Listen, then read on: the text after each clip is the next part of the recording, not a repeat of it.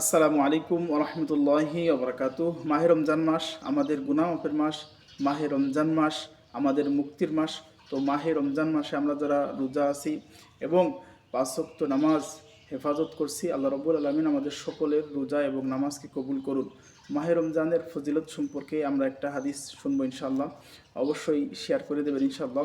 রাসূলুল্লাহ সাল্লাল্লাহু আলাইহি ওয়াসাল্লাম বলেন যে আদম সন্তানের প্রত্যেক নেকি আমলের সব 10 গুণ হইতে 700 গুণ পর্যন্ত বর্ধিত করে দেওয়া হয়।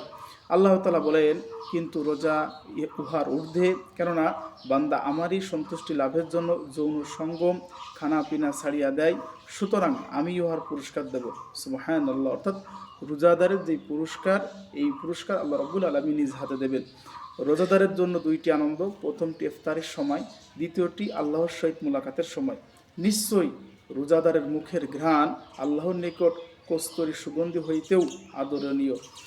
রোজার ঢালস্বরূপ তোমাদের কেহ যেন রোজার দিনে জঘন্য কাজ ও বিবাদে না জড়ায়। যদি কেহ তাহাকে গালি দেয় বা তাহার সহিত বিবাদ করিতে চাহে, তবে সে যেন বলিয়া দেয়, আমি রোজা আছি। তো রোজা অবস্থায় আমরা সমস্ত ফাহিশা কাজ থেকে দূরে থাকবো, গুনার কাজ থেকে, বিশেষ করে রোজা অবস্থায় আমরা সমস্ত গুনার থেকে দূরে থাকবো। যে আল্লাহ রব্বুল আলমিন আমাদের সমস্ত গুনার থেকে বেঁচে থাকার তৌফিক দান করুন। আসসালামু আলাইকুম।